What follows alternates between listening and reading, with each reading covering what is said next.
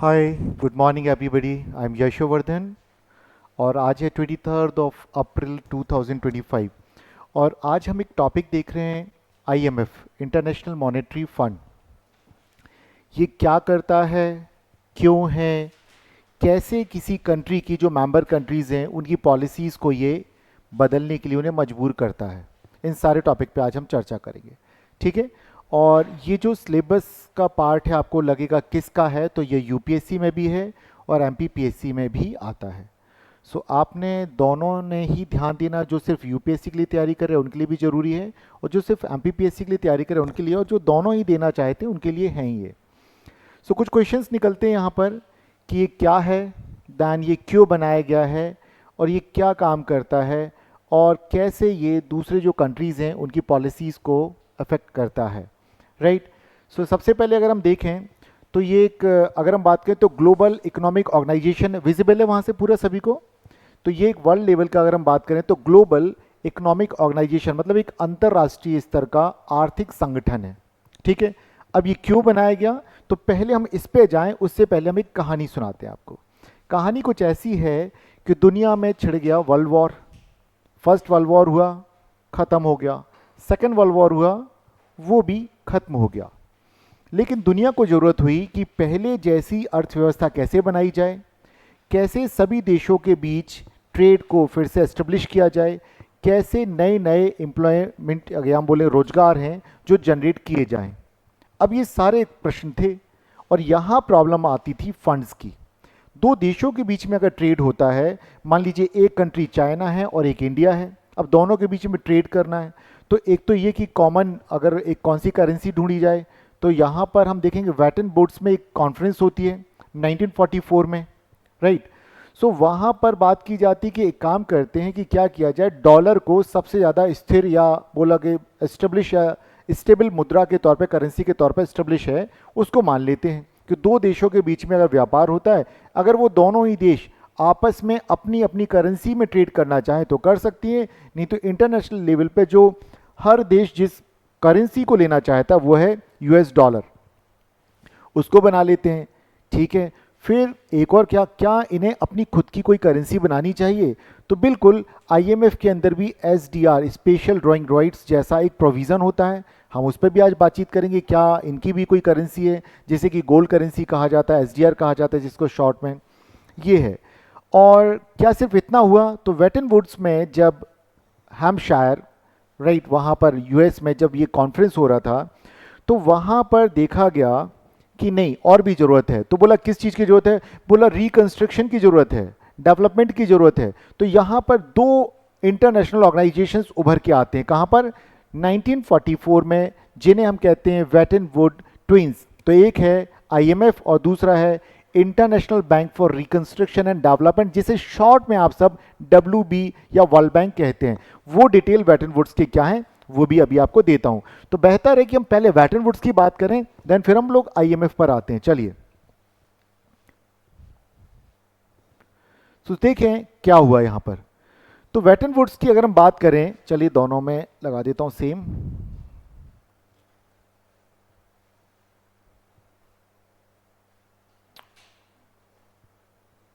Right. सो वेटन woods की अगर हम बात करें तो यहां पर क्या हुआ, देखिए इस जो यहाँ एक जो कॉन्फ्रेंस बुलाई गई उसको कहा United nation monetary and financial conference. सबसे पहली बात तो अगर ये क्वेश्चन आता है, अगर ये नाम आ जाए और वहाँ पे ये ना लिखा हो कि वेटन वुड कॉन्फ्रेंस, तो आपने कंफ्यूज नहीं होना है, समझ जाना कि वेटन वुड्स की बात की जा रही है। और ये कहाँ पर हुआ था, 1 से 22 जुलाई 1944 अमेरिका का न्यू हैम्पशायर शहर में हुआ, ठीक है। यहां से यूपीएससी में पूछे जाने की संभावनाएं ज्यादा होंगी कि इसका नाम क्या था, United nation monetary and financial conference. यहां पर मैंने जैसे कहानी शुरू की कि दुनिया में दो विश्व युद्ध हो चुके थे और दोबारा से दो देशों के बीच में, दुनिया के अलग अलग देशों के बीच में ट्रेड को फिर से एस्टेब्लिश करना था, शुरू करना था। और उन देशों में रिकंस्ट्रक्शन का काम भी होना था, डेवलपमेंट का काम भी होना था। और ऐसे में भुगतान संकट की समस्या आती कि कैसे किसी को रीपे करें या पे करें। तो वहाँ पर हम देखते हैं दोबारा से वर्ल्ड इकोनॉमी को रिवाइव कैसे किया जाए, उसको पुनर्जीवित कैसे किया जाए, इसकी बात की जाती है। राइट। सो यहाँ पर हम देखते हैं दो संस्थाएं निकल के आती हैं। एक तो है इंटरनेशनल मॉनेटरी फंड, जिसका काम क्या है, जिसका काम है बैलेंस ऑफ पेमेंट एंड, देखिए, balance of payment support and currency stability and emergency landing, कि अगर किसी देश को भुगतान का संकट आ जाए तो उसे ऋण कहाँ से मिलेगा, उधार कहाँ से मिलेगा। तो देशों को उधार यहाँ से मिलता है, किसको और किस लिए मिलता है, दो देशों के बीच में अगर किसी तरह का ट्रेड चलता है और वहाँ पर एक देश सक्षम नहीं है, उतना कैपेबल नहीं है कि दूसरी कंट्री से जो उसने सामान खरीदा है उसका उधार वो चुका पाए, तो वहां पर वो किसके पास जाएगा, आईएमएफ के पास जाएगा। और दूसरी पहल और ध्यान रखिएगा, एक और क्या है, जिसे कहा जाता है IBRD, international bank for reconstruction and development, जिसे हम वर्ल्ड बैंक बोलते हैं। ये क्या होगा, यहां पर देखिए रिकंस्ट्रक्शन के लिए डेवलपिंग कंट्रीज को लॉन्ग टर्म के लोन्स दिए जाते हैं। जैसे किसी कंट्री ने कहा हमें मेट्रो ट्रेन बनानी है, हमें एयरपोर्ट्स को डेवलप करना है, हमारे देश में तो कुछ भी नहीं है, हमें तो बिल्डिंग्स भी बनानी है, तो कहीं ओके ले जाओ 50 साल के लिए, 30 साल के लिए, जितना भी आपको चाहिए, और बहुत ही जो उस पर लोन पे अगर आप किसी तरह का इंटरेस्ट पे करना तो बहुत ही नॉमिनल होता है, बहुत ही कम होता है वो, राइट। सो इस तरह से तो ये दो यहाँ पर हो गए। तो किस किस को यहाँ पे कहा जाता है, वेटन वुड्स ट्विंस, वर्ल्ड बैंक और आईएमएफ। ये क्वेश्चन यहाँ से बनने की पॉसिबिलिटीज है, तो आप ध्यान रखें। चलिए, अब यहाँ पर दो बातें और मैं कहूँगा कि ये तो हम भूल भी जाएं कि कितने कंट्रीज ने यहाँ पे पार्टिसिपेट किया इस कॉन्फ्रेंस में। बड़ा जो नाम है वो है जॉन मेनार्ड किन्स, राइट। इन पर मैं बात जरूर करना चाहूँगा। एक आया था ग्रेट डिप्रेशन, जिसे कहते महान आर्थिक मंदी, जो आई थी 1929 में। अब भाई महान आर्थिक मंदी आ गई, मंदी को ऐसे समझिए कि रेसेशन, जिसको इंग्लिश में बोलते हैं रेसेशन। इट मीन्स पहले स्टैग्नेशन आएगा कि अर्थव्यवस्था में डेवलपमेंट नहीं हो रहा है, ग्रोथ नहीं हो रही, वो एक जगह पे स्टैग्नेंट हो गई, क्या बोलेंगे हिंदी में उसको, स्थिर हो गई है, ठीक है। और फिर उसके बाद धीरे धीरे धीरे करके रेसेशन की तरफ, वो मंदी की तरफ जाएगी।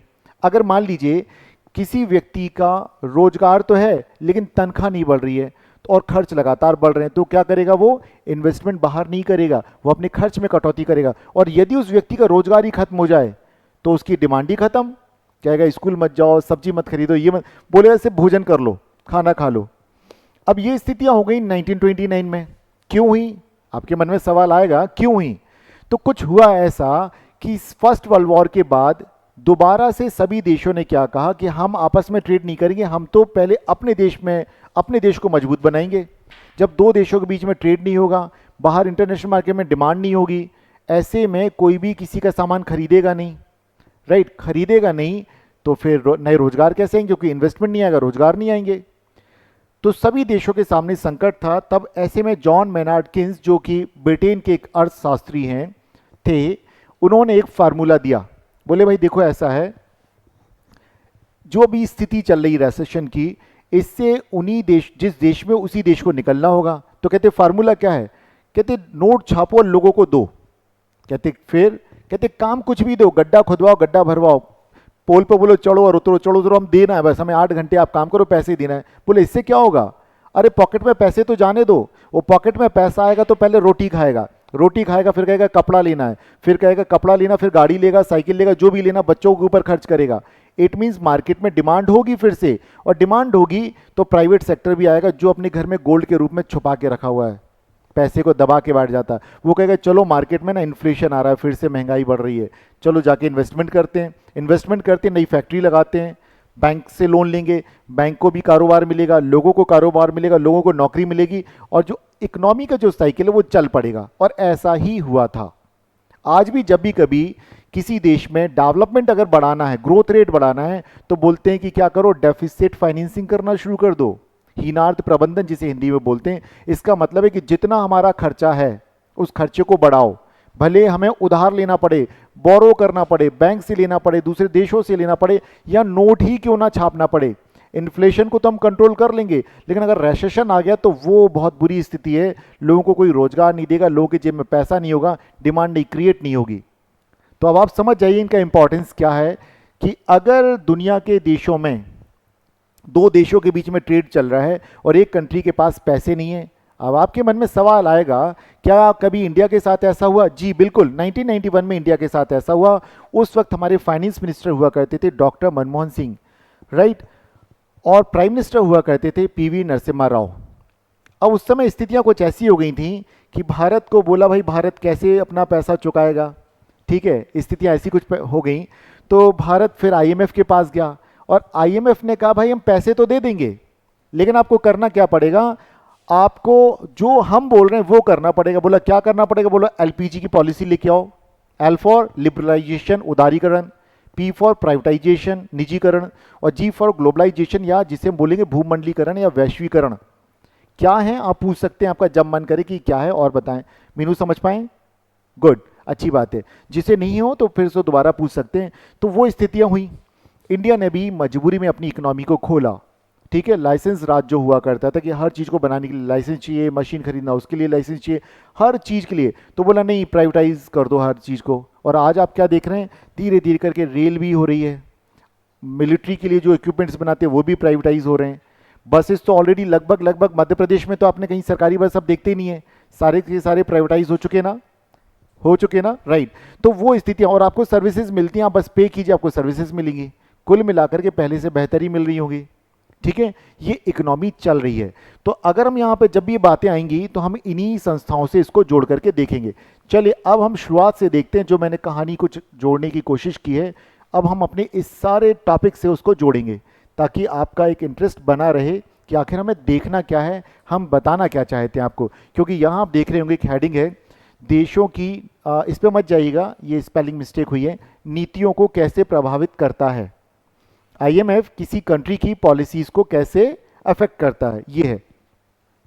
सो चलिए सबसे पहले हम यहीं से देखना शुरू करते हैं, ये क्या है। तो एक वैश्विक अंतर्राष्ट्रीय आर्थिक संगठन है जो कि कब बनाया गया, 1944 में वेटन वुड्स सम्मेलन में इस पर चर्चा हुई। और ये कब आता है, 27 दिसंबर 1945 को हम देखते हैं कि ये आ जाता है। और इसका मुख्यालय क्या है, वॉशिंगटन डीसी। या डीसी का मतलब जानते हैं आप लोग क्या है? यस यस, ध्यान रखिएगा, राइट। सो इसका हेडक्वार्टर कहाँ है, यूएस में है। अब आता है why was the IMF establish, क्यों, आखिर इसकी स्थापना क्यों हुई। तो इसकी स्थापना के उद्देश्य क्या थे कि वर्ल्ड वॉर के बाद, ठीक है, अगर दुनिया में युद्ध हुआ है तो उसके बाद क्या करना है, जो आर्थिक स्थितियां हैं जो अस्थिर हो चुकी हैं उनको दोबारा से स्थिर करना। और इसके अलावा इन्फ्लेशन, रुपये या जो भी करेंसी का डिवैल्यूएशन, और जो भी बैरियर्स हैं ट्रेड में उन सबको दूर करना, राइट। सो हम देखेंगे prevent inflation, currency devaluation and trade barriers, तो इन सबसे बचाव करना, ठीक है। समस्या जहां हो हिंदी इंग्लिश वाला पूछ लिया करे, आप बता देंगे मुझे। मौद्रिक सहयोग को बढ़ावा देना, आर्थिक, इसका मतलब है कि दो देशों के बीच में किसी भी तरह का, अब देखिए, to promote monetary cooperation and stabilise the global economy, दो देशों के बीच में किसी भी तरह का मौद्रिक लेन देन है उसको स्टेबलाइज करना। अगर यूएस डॉलर नहीं होता तो हर देश अपनी अपनी करेंसी में काम कर रहा होता, तो समस्या आती। अगर मान लीजिए यहाँ की हम बात करें भारत और नेपाल की, भारत का 1 रुपये नेपाल के 6 रुपये के बराबर होता है, समस्या आती ना। तो देखिए, तो अब बोलेंगे भाई यूएस डॉलर में सौदा कर लेते दो देशों के बीच में जब ट्रेड हो रहा है। या फिर बोलेंगे कई करेंसी ऐसी हैं, रूबल के साथ हमारा होता है, ईरान के साथ हम कर लेते, क्यों, क्योंकि उन देशों के ऊपर दुनिया के और देशों ने बैन लगा रखा है, तो डॉलर उनके पास होता नहीं है। वो कहते हैं एक काम कीजिए, आप हमें रुपये में पे कर देना और हम आपको रूबल में पे करेंगे, तो आप वो भी हमें रिटर्न कर सकते हो, उसमें ही पे कर सकते हो। तो इस तरह से समझौते भी हो जाते हैं कि रुपये रूबल जो है उसमें ट्रांजैक्शन हो जाएगा, ये चीज़ें। लेकिन आईएमएफ बोलता है नहीं नहीं कोई दिक्कत नहीं, आपके पास नहीं है, एसडीआर लेके जाओ, एक तरह का उसे यूँ समझ जाइए इंस्ट्रूमेंट है, राइट। जैसे चेक होता है, ड्राफ्ट होता है, इस तरह का एक इंस्ट्रूमेंट है। एक आपको पेपर पे दिया, लो भाई ये उसको दे देना कि आपको इतना पेमेंट हो जाएगा, वो आईएमएफ में जाके ले लेगा, या किसी दूसरी जिससे वो ट्रेड कर रहा है उसको दे देगा कि लो भाई उसके बदले ये ले लो, और वो अपने रिजर्व में रख लेगा, फॉरेक्स में रख लेगा एसडीआर, ठीक है। जानते हैं ना फॉरेक्स क्या होता है, किसी भी कंट्री का जो विदेशी मुद्रा का जो भंडार होता है उसे बोलते हैं फॉरेक्स, ठीक है, भारत का भी है। सो यहाँ हम देखें ये चीज़ें। अब आता है सवाल, आखिर ये करता क्या है। कहानी जो मैंने सुनाई काफ़ी हद तक आप समझ जाएंगे आखिर ये करता क्या है। तो कोई भी देश अगर मान लीजिए उसको प्रॉब्लम किस तरह का हो जाए, वो क्या फेस कर रहा हो, बैलेंस ऑफ पेमेंट क्राइसिस। अगर किसी देश से उसने क्रूड ऑयल लिया है लेकिन देने के लिए उसके पास, भुगतान करने के लिए कोई भी विदेशी मुद्रा नहीं है जो कि बहुत आसानी से कोई दूसरा देश स्वीकार कर ले, जैसे कि डॉलर। तो क्या होगा, फिर वो कहेगा कि भाई क्या करें, तो कहेगा आ जाओ, आईएमएफ है ना, क्लियर है, तो आईएमएफ के पास चला जाएगा। देन इसके अलावा ये क्या करता है, सर्विलांस का काम करता है, ठीक है। सदस्य देशों की अर्थव्यवस्थाओं को लगातार ये सर्विलांस करता है और उनको लगातार अपनी एडवाइस देता है कि आपको क्या तरीके अपनाने चाहिए जिससे कि आपका ग्रोथ रेट लगातार बना रहे, या कौन से ऐसे बैरियर्स हैं ट्रेड रिलेटेड जिन्हें आपको दूर करना चाहिए ताकि दो देशों के बीच में जो ट्रेड है बड़े इस तरह से चलता रहे कि अर्थव्यवस्था बड़ी तेजी से दौड़े आगे, राइट। सो अब ये देखें तो हमने देखा कि एक तो सर्विलांस का काम था, जो सर्विलांस करेगा तभी तो किसी से पॉलिसी रिलेटेड वो एडवाइस दे पाएगा। दैन फिर क्या देखते हैं, हम देखेंगे यहाँ पर कि वो और क्या देता है, टेक्निकल असिस्टेंट एंड ट्रेनिंग भी देता है। ये क्या करता है कि जो भी मेंबर कंट्रीज हैं उनके जो ऑफिसर्स हैं जो कि इकोनॉमी या फाइनेंशियल डिपार्टमेंट्स देखते हैं, कॉमर्स डिपार्टमेंट देखते हैं, उनको ट्रेन करेगा कि आपको इस तरीके से अपनी पॉलिसी बनानी है अपने देश में। अगर आपको लगातार आर्थिक तरक्की चाहिए, लगातार एक जैसी ग्रोथ चाहिए, तो आपको क्या करना पड़ेगा, तो बोलेगा एक काम करो, जितने भी आपने जो रोक लगा रखी ट्रेड पर, जैसे कि भारत में किस तरह की थी, क्वांटिटी पर, ठीक है, क्वांटिटी पहले फिक्स हो जाता था कि इतना ही उत्पादन किया जाएगा, इतना ही आप अपने गोदाम में रख सकते हैं, नहीं तो बोलेंगे कि नहीं आपने तो लॉ के अगेंस्ट काम किया है, तो जुर्माना लगा दिया जाता था, फाइन हो जाता था। तो बोलेंगे इस तरह की चीजें हटाइए। अब क्या किसी कंपनी के लिए ऐसा बोला जाता है कि आपको सिर्फ 5,000 जूते बनाने साल भर में, नहीं, जितना आपका डिमांड है उसके हिसाब से बनाओ, जब आपको कट करना है कट कर दो। पुराने टाइम में फिक्स कर देते, आपको इतना मार्केट में लाना पड़ेगा। और लेवी जैसी चीज भी आती थी, बोलेंगे आप जो बना रहे हो ना, सरकार को आपको 50% रेट पे भी देना पड़ेगा, बोले हम कंट्रोल की दुकान से बेचेंगे, जैसे चीनी वगैरह में होता था एक जमाने में, अब वो हटा दिया है, अब वो हटा दिया है, ठीक है। नहीं तो जो चीनी मिल होते थे ना, चीनी फैक्ट्रीज होती हैं, उसको बोलते थे अगर आप 100 क्विंटल का प्रोडक्शन कर रहे हैं तो 40 क्विंटल आपको सरकार को सरकारी रेट पर देना होगा, जो कि पीडीएस की दुकान से बेचते थे। तो इस तरह के जो थी नीतियां उस पर रोकी। जैसे हम जब WTO देख रहे थे तो उसमें दो चीजें आई थी, पीडीएस की बात आई थी और एमएसपी की बात आई थी, इन्हीं पर तो लगातार डिस्प्यूट चला है। देन और क्या देखते हैं, एसडीआर का अलोकेशन, या हम बोलेंगे आवंटन, एसडीआर। अब ये क्या होता है भाई, इसे बोलेंगे स्पेशल ड्राइंग राइट। अगर आपके पास डॉलर नहीं है कोई बात नहीं, ये जो स्पेशल ड्राइंग राइट है इसमें आपको मिल जाएगा कि आप आईएमएफ की तरफ से कितने एसडीआर जारी कर सकते हैं, वो मिल जाएगा आपको, कोटा आपका होगा, तो आप उतने एसडीआर भी आप मार्केट में दे सकते हैं। और किसी से अगर आपने क्रूड ऑयल लिया या गोल्ड खरीदा, कुछ भी लिया है, आप उस कंट्री को दे सकते हैं। रीपे करना होगा ना भाई, तो वो जो क्राइसिस ना आ जाए पेमेंट करने का, उसको देखना है। अब सवाल आता है कि ये जो how does the IMF influence the policy of any country, किसी भी देश की नीतियों को ये कैसे प्रभावित करता है। अब देखते हैं, जैसे किसी देश में अगर मान लीजिए कोई इकोनॉमिक क्राइसिस आ जाता है कि वो पेमेंट नहीं कर पाते, भुगतान का संकट आ गया, किसी देश से सामान मंगाया दे नहीं पा रहे हैं, अब वो जाएंगे आईएमएफ के पास, क्या करेंगे, भाई हमें रीपे करना है, लोन दे दीजिए, ठीक है। तो आईएमएफ क्या कहे, ओके देते हैं बट कुछ कंडीशंस है हमारी, आप उनको फुलफिल कीजिए, हम आपको जितना चाहिए आपको उतना देंगे। तो वो क्या करेंगे, वो कहेंगे ठीक है, अब आपने क्या करना है, हमारे अकॉर्डिंगली आपको अपना टैक्सेशन करना है, अपनी देश की टैक्स की जो प्रणाली है हमारे अकॉर्डिंगली करना है, सब्सिडी वगैरह खत्म करनी है, बैंकिंग जो सिस्टम है उसमें क्या करना है, आपको सीआरआर कम करना है, एसएलआर कम करना है, ताकि बैंकों के पास ज़्यादा से ज़्यादा लिक्विडिटी हो और बैंक उसको लोगों को दें, उधार दें। अगर मान लीजिए 100 रुपए हैं बैंक के पास और बोला 25% आपको एसएलआर रखनी है और 14% आपको 15% आपको रखनी है सीआरआर, तो अंदाज़ा लगाइए 25 और 15 40 हो गए। 100 में से 60 रुपए तो बस मार्केट में जाएंगे, 40 रुपए बैंक के पास पड़े, कोई आरबीआई के पास पड़ा है, एसएलआर बैंक अपने पास रखता है और सीआरआर आरबीआई के पास पड़ा है। इट मीन्स वो ऐसे ही पड़े हुए हैं, वो तो उस पर ना कोई फायदा ही नहीं मिल रहा बैंक को, कोई ट्रांजैक्शन ही नहीं हो रहा, कोई मार्केट में नहीं है। तो कहता है आपको बैंकिंग सिस्टम में आपको क्या करना पड़ेगा, सुधार करना पड़ेगा और गवर्नमेंट को अपना जो उसमें शेयर है बैंक उसमें वो कम करना पड़ेगा। डिसीजन मेकिंग की जो बॉडी बनाई जाएगी, जो बोर्ड ऑफ डायरेक्टर्स होता है, उसमें गवर्नमेंट का दखल नहीं होगा, आपको इंडिपेंडेंट डायरेक्टर्स इतने रखने ही रखने होंगे ताकि जब बैंक की पॉलिसीज बनाई जाएंगी तो इंडिपेंडेंटली वो काम कर पाएं। तो अब देखिए कैसे, अब ये क्या कर रहा, आईएमएफ मजबूर कर रहा है उस कंट्री को कि भाई पैसे चाहिए तो लो, ऐसे करो। फिर क्या कहेंगे, यहां पर बोलेंगे कि अच्छा ठीक है और क्या करने पड़ेगा, बोलेगा भाई फिजिकल डिसिप्लिन भी चाहिए, कि ये नहीं कि सरकार क्या कर रही है कि कहीं से भी उधार ले रही है। बोला क्यों भाई, चुनाव का टाइम है, अगर हम ये योजना लेके आएंगे इतना इतना देंगे, डीबीटी के थ्रू देंगे तो हमारे को वोट में कन्वर्ट हो जाएगा वो पैसा, तो बोलेगा ना ये नहीं करना है, सरकार को अपना घाटा कम करना है, खर्च में कटौती। और सरकारें वैसे खर्च क्यों करती हैं, कभी आपने सोचा? एक तो हमने बता दिया इलेक्शन से जुड़ी हुई चीज़ें। सरकार खर्च बढ़ा करके इकोनॉमी की भी ग्रोथ करती है। अगर कहीं सड़क बनेगी तो सीमेंट रिक्वायर्ड होगा, बिल्कुल इंफ्रास्ट्रक्चर, तो उसे बोलते हैं कैपिटल गुड्स क्रिएट करना एक तरह से, ठीक है, कैपिटल एक्सपेंडिचर बोला जाता है उसको। बिल्कुल ठीक है, ठीक है, लो लंबे समय तक, जिसे बोलते हैं हिंदी में पूंजीगत व्यय, बिल्कुल रिटर्न आता। अब और क्या करेंगे मॉनेटरी पॉलिसी में, कहेंगे मॉनेटरी पॉलिसी तो समझते हो जो आरबीआई जारी करता है, बोलेंगे क्या करो भाई, जो आपका रेट ऑफ इंटरेस्ट है, ब्याज की दरें, उसको हमारे अकॉर्डिंगली करो, बढ़ाओ मत, कम करो। किसी जमाने में जब मेरा बचपन था मैं देखता था 24% और 18% का रिटर्न मिलता था बैंक से। लोग अपना ज़्यादातर पैसा एफडीज करके रखते थे, ठीक है, ताकि वो ज़्यादा से ज़्यादा, इनकम भी कम थी, खर्चे भी लोग कम से कम किया करते थे। आजकल हम क्या देखते हैं, कंज्यूमर्स आ गया, मतलब कंज्यूमर जो चाहे वो करना चाहता है। एफएमसीजीज अगर हम देखें तो इस तरह से, जिस तरह से वो डेवलप हो रही हैं, ठीक है। चलिए, सो अब यहाँ देखें तो वो कहेंगे कि आपने क्या करना है, इन्फ्लेशन कंट्रोल करना है, और मॉनेटरी पॉलिसी यही करती है। देन इसके अलावा वो कहेंगे कि जो सेंट्रल बैंक है, जैसे लाइक हमारा रिजर्व बैंक है, उसको इंडिपेंडेंस देना, उसको स्वतंत्र करो, सरकार कंट्रोल ना करे। करंट में कौन है अभी आरबीआई के गवर्नर, कौन है अभी? शक्तिकांत दास तो अब नहीं है, वो तो क्या बन चुके हैं, शक्तिकांत दास क्या है इस वक्त, क्या है वो इस वक्त, बताइएगा जरा, ठीक है। दैन फिर कहेंगे लिबरलाइजेशन की पॉलिसी पे आइए, ध्यान रखिएगा, इसको ध्यान रखिए, कल बताइएगा आप लोग मुझे से भी लिख के।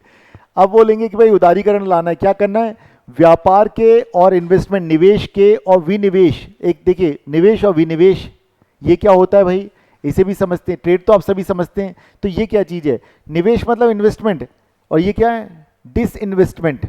ऐसे समझ जाइए, मान लीजिए कि ये एक सरकार की फैक्ट्री है, फॉर एग्जाम्पल रेलवे की बात करते हैं कि रेलवे है, अब रेलवे है तो बोला भाई रेलवे हम बेच रहे हैं, ठीक है। रेलवे दो तरीके से बेचा जा सकता है, रेलवे के टोटल शेयर जितने भी 100 हैं, तो बोलेंगे हम इस बार 10% का हम आईपीओ ला रहे हैं, ठीक है, मतलब पब्लिक खरीद सकती, कोई भी खरीद सकता है उसको। या फिर दूसरा तरीका क्या बोलेंगे, 10% हम क्या करेंगे, कोई भी आकर के बिड लगा सकता है, वो खरीद सकता है रेलवे में भागीदारी अपनी, कोई भी दुनिया भर की कंपनी, चाहे भारत की कंपनी हो और विदेशी होगी तो क्या हो जाएगा, वो एफडीआई हो जाएगा वो, ठीक है, वो एफडीआई हो जाएगा, फॉरेन डायरेक्ट इन्वेस्टमेंट हो जाएगा, ठीक है। तो इस तरीके से ये क्या करते हैं, सरकार की जो कंपनियां हैं उनको बेचते हैं ये, ठीक है, उनमें हिस्सेदारी बेचते हैं, पूरी की पूरी बेचते हैं और हिस्सेदारी बेचते हैं। इससे क्या होगा, इससे सरकार के पास पैसा आएगा, तो वो कम से कम बोरो करेगी, कम बोरो करेगी और खर्च ज़्यादा करेगी। अब बात ये आती है कि उसका एक्सपेंडिचर जो है कहाँ जा रहा है, कैपिटल एक्सपेंडिचर हो रहा है, किस तरह का होता है, या फिर पता चला सैलरीज वगैरह देने में ही चला जा रहा है लोगों की पेंशन और सैलरीज में। चलिए, देन इसके अलावा उन्होंने एक और चीज़ कहा कि प्राइवेटाइजेशन कीजिए, ग्लोबलाइजेशन कीजिए। तो बोलेंगे जो प्राइवेट सेक्टर को बढ़ावा दो, ये जो आपका पीएसयूज हैं, भोपाल में कोई पीएसयू है कोई बड़ा, बिल्कुल ठीक है, भारत हैवी इलेक्ट्रिकल्स लिमिटेड। अब इसकी पूरे भारत भर में अलग अलग जगह पे फैक्ट्रीज हैं, बहुत सारी जगह पे। अब आपको ये मालूम है बीएचईएल करता क्या क्या है, कोई एक आध चीज बता दीजिए। टरबाइंस बनाता है, ट्रांसफार्मर्स बनाता है, और कोई और बड़ी चीज, ठीक है, ये रेल के इंजन बनाता है, ठीक है, ध्यान रखिए रेल के इंजन भी बनाता है, ठीक है। अब आप सोचिए, तो कई जगह पे इसके कैंपस हैं, तो बोलेंगे भाई एक काम करो, ये काम तो प्राइवेट सेक्टर भी कर लेगा, इस कंपनी को बेच दो, ठीक है, बेच दो। अब आपके मन में एक सवाल आना चाहिए, वाजिब सा सवाल है, अरे ये बेचने की बात कर रहे हैं 1991 में, इसके पहले बनाई क्यों ये सब चीजें, किसने बनाई, क्यों बनाई, ये सवाल आएगा ना। इसका जवाब हम बाद में देंगे, आखिरी में देंगे, हमारे पास समय जो रहेगा उसके अकॉर्डिंगली हम आपको देंगे इसका जवाब, कि हमारे पास समय कितना रहेगा। तो राइट, इन्होंने बोलेंगे जो पब्लिक सेक्टर यूनिट्स हैं, पीएसयूज हैं, उनको क्या करो, उनको प्राइवेटाइज कर दो। दो तरीके हैं, ठीक है, या तो आप उनका एफडीआई फॉरेन डायरेक्ट इन्वेस्टमेंट करा दीजिए, हिस्सेदारी बेच दीजिए, या फिर आईपीओ ला करके आप कि भाई ठीक है हमारी कंपनी ऑलरेडी एस्टेब्लिश है और हम इसके इतना हिस्सा पब्लिक को दे रहे हैं, तो पब्लिक आकर के क्या करेगी, खरीद लेगी। अब पब्लिक खरीदती कहाँ से, मन में ये भी तो सवाल आता है। तो आपने शेयर मार्केट का नाम सुना है, बस वहीं पर आईपीओ जारी किए जाते हैं, ठीक है, वहां पर होंगे और आप उसके थ्रू खरीद सकते हैं। आज का जमाना पेपरलेस हो गया, तो आप बोलेंगे डीमैट अकाउंट होता है, डीमैटेरियलाइज हो गई ये चीज़ें, भौतिक तौर पे नहीं, इलेक्ट्रॉनिक फॉर्म में होता है। तो ये है भाई, इस तरह से उसने क्या किया, किसी भी कंट्री की पॉलिसीज को प्रभावित कर दिया, बदल डाला, बोला भाई प्राइवेटाइज कर दो, लिबरल बना दो अपनी पॉलिसीज को। और ग्लोबल, ग्लोबल का मतलब क्या है, अब आपके कंट्री में सिर्फ आपकी कंपनीज नहीं होंगी, दुनिया की कोई भी किसी भी देश की कंपनी आएगी और वो वहां पर आकर के बिड में हिस्सा ले सकती है। बिड मतलब नीलामी में हिस्सा ले सकती है कि भाई इतना इतना हम ये चीज बेच रहे हैं, तो कोई भी भागीदारी ले सकता है। पिछली क्लास में हम जब WTO पे बात कर रहे थे तो हमने बताया था कि सरकार ने एक प्रोग्राम लेके आई और बोला सोलर पैनल्स यहीं पे बनने चाहिए या इतने कंपोनेंट्स यहाँ से लेने चाहिए। तो यूएस ने जाके उसको WTO के डिस्प्यूट सेटलमेंट मैकेनिज्म में जाके चैलेंज कर दिया और भारत हार गया कि भाई आप क्यों कर रहे हैं, ये तो आप एक तरह से आप सिर्फ अपने देश की कंपनीज को प्रमोट कर रहे हैं, जबकि वहां पर क्या है, नेशनल ट्रीटमेंट की बात करते हैं कि भाई आप जैसे अपनी देश की कंपनीज को ट्रीट कर रहे हैं इसी तरह से दुनिया के हर देश की कंट्री को ट्रीट करो, या मोस्ट फेवर्ड नेशन का जो स्टेटस दिया जाता है, तो यही है ग्लोबलाइजेशन। सिर्फ पिज्जा बर्गर मैकडी या इन सब की बातें नहीं होती, बल्कि बड़े लेवल पे सोचा जाता है। और एक सॉफ्ट पावर के तौर पे भी इंडिया एस्टेब्लिश हो रहा है दुनिया भर में। जैसे कि 21 जून क्यों मनाया जाता है, 21 जून वर्ल्ड योगा डे, ध्यान रखेंगे। चलिए देखिए, तो इस तरह से भारत के कल्चर की पहचान बाहर बनती है और बाहर से हमें इन्वेस्टमेंट चाहिए तो वो आ जाता है हमारे पास। क्लियर है? तो चलिए हमने ये देखा। अब क्या सब कुछ अच्छा अच्छा है, अब इतनी बातें कर ली? नहीं नहीं नहीं, ऐसा तो कभी होते ही नहीं। कॉइन के 2 फेज होते हैं। सेकंड फेज अब हम देखेंगे, ठीक है। कभी अगर आपसे ही पूछा जाए तो आप इसी बात को इस्तेमाल कर सकते हैं कि कॉइन का सेकंड फेज डार्क भी हो सकता है। भाई अब ये क्या है, तो इसको क्रिटिसाइज भी किया जाता है। बोलेंगे यह शर्तें कभी कभी गरीब और मध्यम वर्ग के लिए भी नुकसानदायक होती हैं, ठीक है। अब मान लीजिए कि BHEL में काम करने वाले लोग हैं, अब उसको कर दिया प्राइवेटाइज, उसका 50% बेच दिया। 51% बेचने का मतलब है कि मैनेजमेंट भी चला गया किसी और के पास। तो अगर मान लीजिए ऐसे कर दिया, वो तो कहेगा बंद करना है कल के दिन। लेकिन 24-25% भी अगर बेचा जाता है तब भी लोग क्या कहते हैं, आपको करना ये होगा कि इतने लोगों को छटनी करनी पड़ेगी, ठीक है। छटनी का मतलब जानते हैं क्या होता है? क्या होता है? कॉस्ट कटिंग में नौकरी से हटा दिया जाता है। लगता है भाई इनकी जरूरत नहीं है। क्यों? क्योंकि अब सारा चीजें हम क्या करेंगे, कंप्यूटर ऑपरेटेड होगा। अब तो AI का जमाना भी आ गया। सुप्रीम कोर्ट आज ही बोल रहा है, कहते हैं आगे एडवोकेट्स का क्या होगा। कहते हैं US में तो AI का इस्तेमाल किया जा रहा है कोर्ट्स में भी, एडवोकेट्स के द्वारा भी, कि ड्राफ्टिंग वगैरह सब कुछ उससे हो जाता है। तो अब देखिए, तो यहाँ पर जो गरीब और मध्यम वर्ग हैं उनको कैसे लॉस है कि सरकारी कंपनी में जो लोग काम करते हैं अब उसको क्या कर दिया, प्राइवेटाइज कर दिया, या उसके शेयर 51% से ज़्यादा बेच दिए प्राइवेट सेक्टर को। वो बोलेगा भाई मैनेजमेंट अब हमारा है, हम डिसाइड करेंगे कौन काम करेगा कौन नहीं। फिर वो देखेगा कि कौन काम करता है कौन नहीं करता है, जिसका उसको लगेगा कि इसकी ज़रूरत नहीं उसको बाहर कर देगा। और सरकार पहले क्या करती थी, सरकार लोगों को नौकरियां दिया करती थी। हमने कहा हम इस पर बाद में चर्चा करेंगे कि क्यों ये चीज़ें बनाई गई थी, PSUs वगैरह। लेकिन कुल मिलाकर के नौकरी से बाहर कोई व्यक्ति हो जाएगा तो उसका परिवार पूरा का पूरा प्रभावित होगा। वो स्कूल कॉलेजेस बच्चे जाते होंगे, बंद हो जाएगा। वो शादियों में खर्चे करते होंगे, बंद हो जाएगा। वो प्लान कर रहा होगा कि घर बना लें, कार ले लें, वो बंद हो जाएगा। समझ रहे हैं आप? तो इस तरह से जो भी मिडिल क्लास है या लोअर मिडिल क्लास है वो सारे के सारे इस पॉलिसी के कारण प्रभावित हो सकते हैं या होते रहे, ठीक है। अब आता है क्या होगा, गवर्नमेंट को क्या करना पड़ेगा, जो वो कई सारी पब्लिक वेलफेयर के लिए जो स्कीम्स चलाती है वो बंद करनी पड़ेगी। क्योंकि अगर मान लीजिए रसोई गैस के सिलेंडर पर जो भी छूट मिलती है लोगों को क्यों दी जाए, भाई आप इस्तेमाल कर रहे हैं ना, इट मीन्स आप कैपेबल हैं। या फिर डीजल और पेट्रोल के जो रेट्स को कट किया जाता है वो क्यों किया जाए, फार्मर्स को 5 हॉर्स पावर तक की मोटर फ्री में क्यों दी जाए। तो इस तरह से अगर करना शुरू कर दिया, या गरीबों को अंत्योदय अन्न योजना के तहत जो 35 kg अनाज दिया जाता है सस्ते दरों पर और कुछ लोगों को मुफ्त में, वो क्यों दिया जाए। समझ रहे हैं आप? तो ऐसे में उन सब पर IMF कैंची चला देता है, कहता है भाई अब आप ये नहीं करेंगे, आपको अपनी पॉलिसी चेंज करनी पड़ेगी। और क्या करना पड़ेगा, आपको एक नाइट वॉचमैन की तरह बैठना है, राइट। आपको यहाँ जज नहीं बनना है, आपको बस देखना है कि 2 लोगों के बीच में जो एग्रीमेंट चल रहा है वो पूरा हो। अब ये कॉन्सेप्ट आता कहाँ से, ये कॉन्सेप्ट आता है कैपिटलिज्म से, पूंजीवाद। जो कैपिटलिस्ट आइडियोलॉजी होती है वो यही कहती है भाई ट्रेड को बस फ्री एंड फेयर तरीके से चलने दो, गवर्नमेंट का सिर्फ ये काम है। गवर्नमेंट का काम ये नहीं है कि आप जाकर के लोगों को रोजगार दे रहे हैं, पब्लिक वेलफेयर कर रहे हैं, अस्पताल बना रहे हैं और जेनेरिक दवाइयाँ मुफ्त में बांट रहे हैं आप, ये काम आपका नहीं है, राइट। क्यों? क्योंकि यूरोप ने ऐसा नहीं किया था। हालांकि कार्ल मार्क्स के बाद ऐसा हुआ कि उनको अपनी पॉलिसीज बदलनी पड़ी। चलिए, सो अब यहां पे हम देखते हैं आईएमएफ जो है ये ज़्यादातर जो भी इसकी पॉलिसीज होती है डेवलप्ड कंट्रीज के फेवर में बनती हैं, ठीक है। देखो भाई इतना समझिए कि जिसका वहाँ पे ज़्यादा योगदान होगा, मान लीजिए कि अगर आपका कोई पड़ोसी है और उसके पड़ोसी को कभी भी ज़रूरत पड़ती है पैसों की, बोले भाई क्या चाहिए, भाई 2 लाख चाहिए, ले जा यार। भाई क्या चाहिए, भाई 10 लाख, ले जा भाई। अब क्या होगा, उस घर पे आपका कंट्रोल हो गया, ठीक है। उनके घर पे बोलेगा भाई बेटी की शादी है, उससे, अरे उससे क्यों करा रहा है, मेरे चाचा का बेटा है उससे करा दे।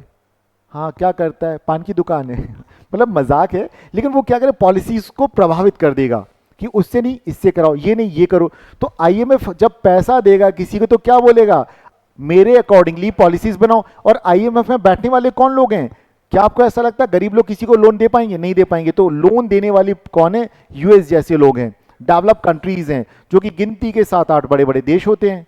और वो जब देंगे तो वो क्या करेंगे, वो कहेंगे कि भाई देखो हमारी कंट्री में बनता है ये सामान, और हम चाहते कि आपकी कंट्री में जो माइक्रोमैक्स फ़ोन है वो बनाना आप बंद कर दो, कोई भी तरीके लगाओ, और हमारा फ़ोन सस्ते में वहाँ पहुँचेगा आपके पास। क्या होगा, भारत का जो फ़ोन होगा माइक्रोमैक्स ही है, शायद अभी भी चलता है कि नहीं, नहीं चलता, बंद ही हो गया देख लो, ठीक है, बंद हो गया एकदम। अब देखिए क्यों, क्योंकि देखो सस्ती जो चीज़ होगी वो एक तो क्वालिटी नहीं होगी उसके पास, दे देगा किसी तरह, काम जुगाड़ बोलते हैं ना, काम चलाऊ चीज़ें हो जाएंगी, बट उसके पास वो फैसिलिटीज़ नहीं होंगी कि उतना अच्छा उसके पास वैज्ञानिक हो, रिसर्च वाली टीम हो जो बढ़िया चीज़ बनाए, तो बंद हो ही जाना। तो कुल मिलाकर के उनकी इकोनॉमी पर, किसकी, डेवलपिंग और लीस्ट डेवलपिंग कंट्रीज़ की इकोनॉमी के ऊपर डेवलप कंट्रीज़ कब्जा कर लेंगी, बोलेंगे आपको बनाने की क्या जरूरत है, हम दे रहे हैं हमसे ले लो, ठीक है, ये चीज़ें चलने लग जाएंगी। तो ऐसे में पॉलिसीज को वो बहुत ज़्यादा प्रभावित करते हैं। अब कुछ और बातें देखते हैं हम लोग यहाँ पर, चलिए आईएमएफ और भारत के संबंध कैसे हैं इसे देखते हैं। तो अगर देखा जाए तो भारत इसका क्या है भाई, संस्थापक, फाउंडर मेंबर है 1945 से ही। अब आपके दिमाग में कई बार सवाल आता भाई 1947 में तो आप स्वतंत्र हो रहे हैं, फाउंडर मेंबर कैसे आता है ना, ब्रिटेन के कारण हमें हर जगह या बोलेंगे फाउंडिंग मेंबर का खिताब मिल गया है, क्योंकि ब्रिटेन था हर जगह और ब्रिटेन की कॉलोनी इंडिया था, तो उन्होंने बोला चलो भाई इसको भी दे दो, ठीक है। तो अब देखिए, अब यहाँ पर आता है वोटिंग शेयर। जब आप देखेंगे कि अमेरिका का कितना है तो यहाँ से कई गुना ज़्यादा मिलेगा आपको, चाइना का, राइट, उसने भी अपना बढ़वा लिया, इंडिया का भी बहुत कम था, अब ये बढ़ चुका है, क्योंकि इंडिया लगातार बोलता है यहाँ पर रिफॉर्म्स करो रिफॉर्म्स करो, आईएमएफ में रिफॉर्म, वर्ल्ड बैंक में रिफॉर्म, यूएन सिक्योरिटी काउंसिल में रिफॉर्म। इंडिया की यही तो डिमांड होती है कि डेवलपिंग कंट्रीज का वहां पर सुनवाई हो, जब आपका वोटिंग शेयर ही कम होगा। अच्छा, और आपको ये पता चलेगा कि पता चला कि भूटान की तरफ से कौन वोट करता है, इंडिया करता है, नेपाल की तरफ से कौन करता है, इंडिया करता है, कई जो छोटे छोटे कंट्रीज हैं उनको इंडिया ही रिप्रेजेंट करता है, इंडिया का जो भी डेलीगेशन जाता है वो रिप्रेजेंट करता है, तभी तो भूटान बोलता है भाई हमारी पॉलिसी हम अलग चलेंगे। चलिए, सो 2024 तक की अगर हम बात देखें तो भारत का आईएमएफ में लगभग वोटिंग शेयर कितना है, 2.75। अंदाजा लगाइए 100 में से हम कहाँ टिकते हैं। अब आप समझे भारत की ताकत, आप कितनी बड़ी बड़ी बातें कर लीजिए, भारत वैश्विक गुरु है, ये गुरु है, वो गुरु है, हम क्या कहें, व्हाट्सएप के गुरु हैं, व्हाट्सएप यूनिवर्सिटी में पढ़ के बढ़ रहे हो रहे हैं आजकल। अब देखते हैं, देखिए भारत का कोटा एसडीआर के मामले में देखते हैं, स्पेशल ड्राइंग राइट्स, ये एक तरह का क्या है, इंस्ट्रूमेंट है, लेन देन करने के लिए जैसे ड्राफ्ट चेक होते हैं उस तरह का है, ऐसे समझिए। और ये क्या है, तो यहाँ देखें तो 13 बिलियन एसडीआर, तो कभी अगर पेपर गोल्ड का नाम आ जाए तो एसडीआर बोल देंगे, या आईएमएफ की मुद्रा क्या है तो आप बोलेंगे एसडीआर है। एसडीआर का फुल फॉर्म क्या है तो स्पेशल ड्राइंग राइट है, विशेष आहरण अधिकार हिंदी में बोलते हैं उसको, ठीक है, विशेष आहरण अधिकार बोलते हैं इसको। अब देखते हैं भाई आईएमएफ ने इंडिया की पॉलिसीज को कैसे इफेक्ट किया, कैसे इम्पैक्ट डाला। तो हमने बताया कि पीएम उस समय राव थे और हमारे जो वित्त मंत्री थे, फाइनेंस मिनिस्टर थे, मनमोहन सिंह जी थे। अब ऐसे में वही संकट पैदा होगा कि 15 दिन का भुगतान कर सकते, इससे ज़्यादा का नहीं कर सकते, तो क्या करें, तो करना क्या, आईएमएफ के पास चलते हैं, भाई पैसे दे दो, तो उन्होंने कहा ले तो लो लेकिन हमारे अकॉर्डिंगली पॉलिसीज करनी। तो बोला क्या करना, बस एलपीजी को लागू कर दो अपने देश में धीरे धीरे करके। तो वही हुआ। तो भारत ने क्या किया, इस संकट ने जो 1991 में आया, आईएमएफ से $2.2 बिलियन का ऋण लिया था, हमने बोरो किया था, उनसे पैसे उधार लिए, और आईएमएफ बोलेगा हमारे अकॉर्डिंगली पॉलिसीज करो, तो ये आ गया, अपनी पॉलिसीज को लिबरल बना दो, उदारीकरण कर दो। तो यहां से शुरू हुआ। अब आईएमएफ की भूमिका अगर देखिए भारत में किस तरह से है, तो देखिए यहां पर देखें तो आर्टिकल 4 ये क्या बोलता है भाई, ये बोलेगा कि भाई किसी भी तरह का भारत में जो भी यहाँ की इकोनॉमिक पॉलिसीज़ हैं उसको हम क्या करेंगे, हम उसको सर्वेलेंस करेंगे, उस पर हम आपको सलाह देंगे, आपको वो सलाह माननी होगी अगर आप हमारे साथ आगे ग्रोथ करना चाहते हैं तो कुछ ऐसे ही होता है। लेकिन भारत के कई फायदे भी हैं। देखिए, एक एक दृष्टिकोण होता है, हम पुराने तरीके से अगर सोचें तो लगेगा कि आईएमएफ के मेंबर बनने से नुकसान है। लेकिन अगर जरा सोचिए, आप सब सालिग्राम जानते हैं, एक पूजा करते हैं हम घर में, और सैंड, क्या आप सैंड, अगर आप समुद्र के तट पे चलते हैं आपके पैरों में सैंड लग जाती है, घर में आते वक्त आप झड़ा के बाहर आते हैं कि नहीं? लेकिन सालिग्राम को लाते हैं बड़ी इज्जत से और पूजा गृह में रखते हैं अपने। तो कुल मिलाकर के अगर आप हवा के साथ चलेंगे या पानी के बहाव के साथ चलेंगे तो कुल मिला के ये मानिए कि सालिग्राम जैसी स्थिति हो जाएगी कि आपको भी दुनिया पूजेगी। आप उस हवा में चलिए, उसके साथ चलिए, समझदारी उसमें है। तो भारत ने भी क्या किया, अपनी पॉलिसीज को चेंज किया, क्योंकि अब आप काफ़ी बाद के बच्चे हैं और आपसे 20 साल पहले का मैं हूँ, तो हमारे बचपन में हमने वो चीज़ें नहीं देखी और हमारे पिता ने वो भी नहीं देखी थी जो आजकल आपके हाथ में, आपके पाम में हर चीज़ होती, टेक्नोलॉजी आप लेके घूमते हैं, राइट। सो ये सब कैसे पॉसिबल हुआ? अगर एलपीजी की पॉलिसी नहीं आती तो जो नंबर 1 रेमिटेंस पाने में इंडिया ऊपर है वो नहीं मिलता रेमिटेंस इतना, भारत के लोग बाहर नहीं जा पाते।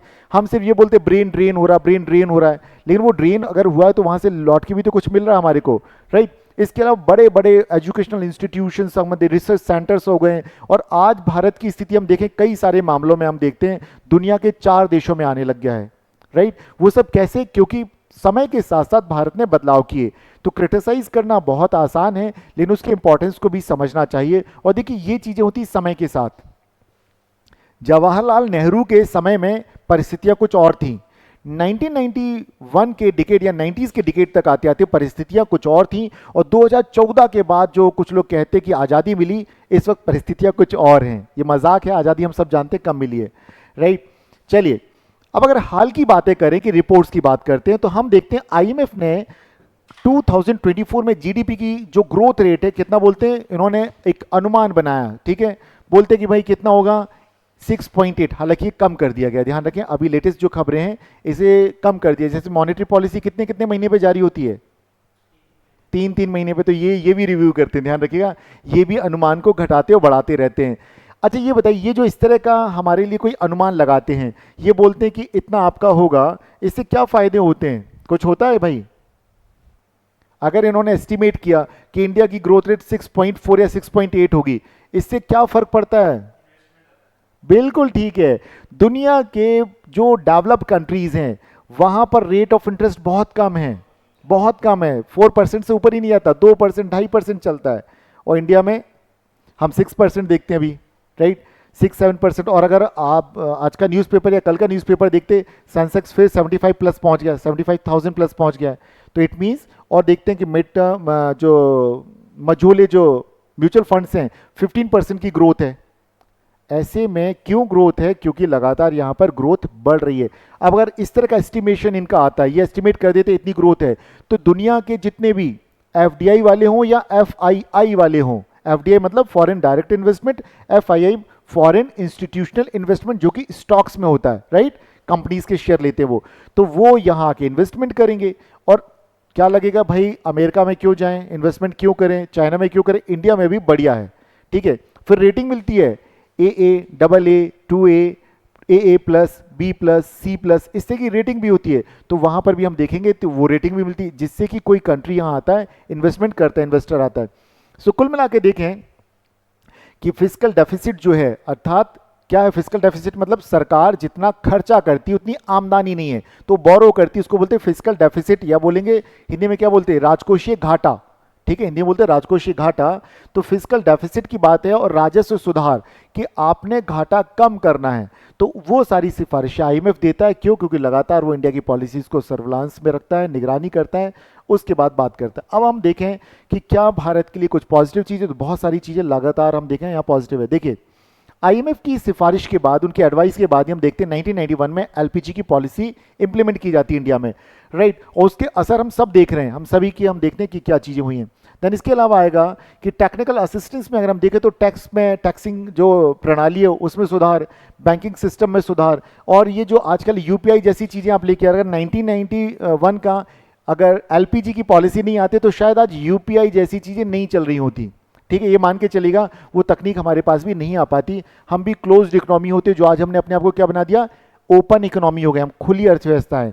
बिफोर 1991 या 80s के डिकेड के पहले हम एक क्लोज इकोनॉमी हुआ करते थे, दुनिया के देशों से कोई इन्वेस्टमेंट आता था उस बड़ा नजर, अरे ये मत आने दो, ये ऐसा हो जाएगा वैसा हो जाएगा, न्यू इम्परलिज्म है एक तरह से। और नो डाउट ये जो वेटन वुड्स ट्विन हैं, इनको कहा जाता है कि ये क्या है, मुखौटे हैं, नव साम्राज्यवाद के मुखौटे। और अगर आप यूपीएससी के ऐसे के पेपर के पन्ने पलटेंगे, सेम यही लाइन आई है वहाँ पर, ऐसे आया था इस पर। तो अगर आप बेहतर तरीके से समझ बनाएंगे करंट अफेयर्स में या जो जनरल स्टडीज़ के टॉपिक है, तो आप वहाँ से ऐसे के टॉपिक भी सीधे सीधे पकड़ेंगे, ठीक है ना। चलिए, सो यहाँ हम देखते हैं कि किस तरह से ये भारत के लिए मददगार हैं। अब सवाल आता है कुछ अगर हम देखें तो कंसर्न्स भी हैं, कुछ चिंताएं भी हैं, अब वो किस तरह से हैं। सो देखें, आईएमएफ की शर्तें कभी कभी घरेलू नीति में हस्तक्षेप करती हैं। मान लीजिए हमारा ये करना है कि भाई हमारे को तो फिस्कल डेफिसिट कम नहीं करना है, क्यों, क्योंकि अभी हाल ही में इलेक्शन आ रहे हैं, तो करना ही होगा। सरकार क्या करेगी, पूरी तरह से कोशिश करेगी, बड़ी बड़ी योजनाएं लेकर के हम यहाँ रेल बिछाएंगे, यहाँ अस्पताल बनाएंगे, ये करेंगे, एम्स बनाएंगे, या आईआईटीज आईआईएम्स हम बनाएंगे। तो उसमें क्या होगा, सरकार दिखाएगी हमने यहाँ से बोरो करेंगे, यहाँ से बोरो करेंगे और वो बनाएंगे। तो जो ये बोलते हैं कि भाई देखो क्या करना है आपको, अपना राजस्व घाटा जो है उसे कम करना है, बट वो कम ही नहीं हो पाएगा, ठीक है, तो वहाँ समस्या आ जाएगी। तो ऐसे में कई बार आईएमएफ क्या बोलेगा, सरकार को मजबूर करेगा, तो ऐसे में वो घरेलू नीतियां प्रभावित होती हैं। देन और क्या होगा, जैसा हमने पहले एक एग्जांपल के थ्रू हमने बीएचएल का एग्जांपल रखा कि इनकी जो पॉलिसीज हैं उससे जो गरीब तबका है उसके ऊपर भी बड़ा नेगेटिव इम्पैक्ट पड़ता है, बुरा असर पड़ता है। देन और कुछ नहीं, बस इतनी सी बात है कि डेवलपिंग कंट्रीज की बात ही सुनी जाती है, माफ किए, डेवलप्ड कंट्रीज की बात सुनी जाती है, जो डेवलपिंग और लीज डेवलप कंट्री हैं उनकी बात नहीं सुनी जाती। अब आपके मन में सवाल आएगा, इंडिया भी तो एक डेवलपिंग कंट्री है, तो इंडिया की बातें क्यों सुन लेते हैं थोड़ी बहुत।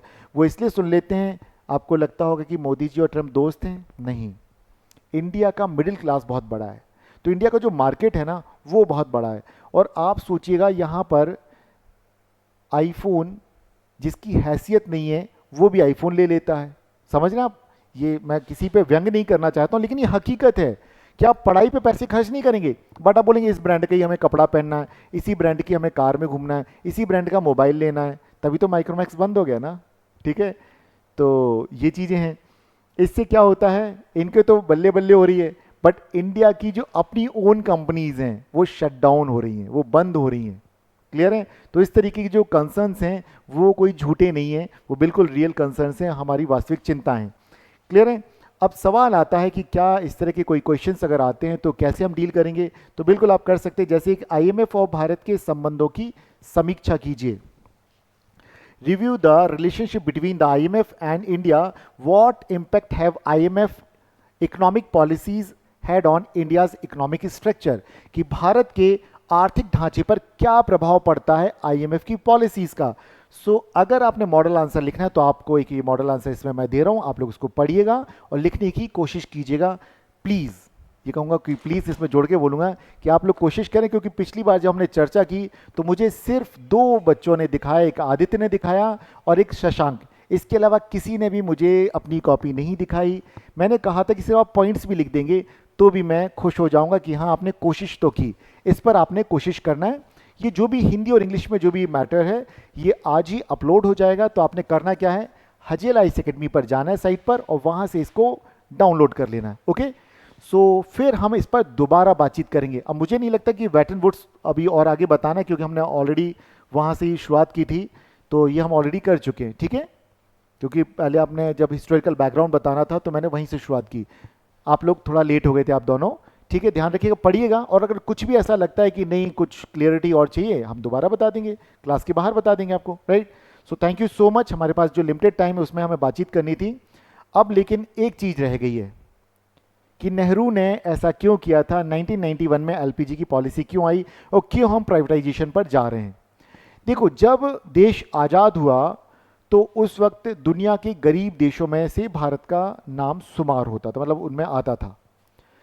यहाँ पर अगर मान लीजिए गरीब लोग हैं, क्या गरीब कहीं पर जाकर के वो सबसे पहले क्या करेगा, वो अपने पेट की आग को बुझाएगा, अर्थात रोटी चाहिए उसको सबसे पहले, लेकिन रोटी के ही लाले पड़ गए, भाई रोटी कहाँ से खरीदेगा।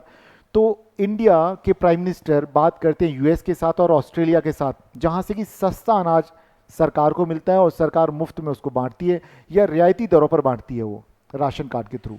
एक तो ये, फिर आता है ये BHEL, HAL, दुनिया भर की सरकारी कंपनियां क्यों बनाई गई, जिसके कारण हम देखते हैं अब डिसइन्वेस्टमेंट हो रहा है आजकल हर जगह। ये इसलिए किया गया क्योंकि प्राइवेट सेक्टर अपना पैसा लगाना ही नहीं चाहता था, और प्राइवेट सेक्टर में बहुत ही कम लोग थे जो आकर के इन्वेस्टमेंट करें। बैंक हमारे इतने मजबूत थे नहीं कि वो कहीं पर भी जाके इन्वेस्टमेंट कर दें, और लोगों के पास बचत बहुत कम हुआ करती थी, तो लोगों को बचत को ज़्यादा प्रोत्साहित करने के लिए बड़ी बड़ी महंगी ब्याज दरें थीं। अगर मान लो 18% या 24% लोगों को एफडी पे इंटरेस्ट मिल रहा है, तो जब वो बैंक किसी को देगा तो क्या वो 25-26% से कम पे देगा?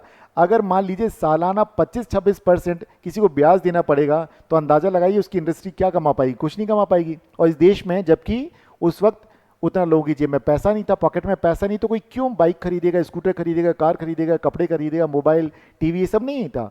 ये तो धीरे धीरे चीज़ें चलनी शुरू हुई, राइट। सो ऐसे में नेहरू जी के सामने ये बड़ा प्रश्न था कि इस देश की अर्थव्यवस्था कैसे डेवलप की जाए। सिर्फ जय श्री राम कह के काम नहीं चलता, तो उन्होंने क्या बोला, आधुनिक भारत के मंदिर क्या हैं? इंडस्ट्रीज, और वो भी हैवी इंडस्ट्रीज। ये बाल्टी मग्गे बनाने की नहीं, बोला हैवी इंडस्ट्रीज डालो, स्टील बनाने का बनाओ, ठीक है, ताकि जो स्टील बनेगा उससे फिर लोग बर्तन बना लेंगे, मतलब शीट चली जाएगी, लेकिन उस पर बड़ा इन्वेस्टमेंट होना चाहिए था। तो आप जाइएगा, मैं भाखड़ा नंगल जब गया, सो वहाँ डैम पे मैंने देखा कि मॉडर्न इंडिया के टेम्पल्स हैं। आपके एनसीईआरटी में जगह जगह मिलेगा, मैंने तो रियल लाइफ में कई जगह पे जाके पढ़ा इस तरह से। तो ये हकीकत है, उतना बड़ा इन्वेस्टमेंट कोई करता ही नहीं। तो उस वक्त सरकार ने क्या किया कि लोगों को, एक तो हमें को बेसिक इंफ्रास्ट्रक्चर को डेवलप करना है, दूसरी बात लोगों को रोजगार देना जिससे कि इनकी जो परचेजिंग पावर बढ़े, ताकि मार्केट में जाएं चीज़ों को खरीदें, तो वो बहुत ज़रूरी था। तो कोई कितना भी व्हाट्सएप यूनिवर्सिटी पे क्रिटिसाइज किया करे पुराने प्रधानमंत्रियों को, आप अपने दिमाग का इस्तेमाल कीजिएगा, क्योंकि हमारा कोई पॉलिटिकल एजेंडा नहीं है। आप इस देश को समझने, जब तक नहीं समझेंगे तो एक अच्छे ब्यूरोक्रेट नहीं बन पाएंगे। सो हमें क्या करना है, समझना है, किसी को ना तो आज वाले को क्रिटिसाइज करना है ना पुराने वाले को क्रिटिसाइज करना है। जिसके पास जितने संसाधन थे, जो सुविधाएं थी, उसके हिसाब से उसने डेवलपमेंट किया। किसी को बना बनाया मिल जाता है, आप उनसे पूछिए, अपने पेरेंट्स से, जो कभी हो सकता है जिनके पास कभी स्कूटर या कार ना रहा हो, ऑटो में जाते हो, साइकिल पे जाते हो, पैदल जाते हो कि भाई 2 पैसे बचा लें, और फिर उन्होंने पढ़ा लिखा करके आपके पेरेंट्स को बड़ा किया, फिर वो आज आपके पेरेंट्स आपके हर तरह की ख्वाहिशें पूरी कर पाते हैं। तो इसी नज़रिए से हमने हमारे पुराने नेताओं को देखना है, राइट। सो चलिए यहीं, थैंक यू सो मच, यहीं डी एंड करते हैं हमारी बातों का। हम लोग मिलेंगे अब कल, ठीक है। Thank you so much.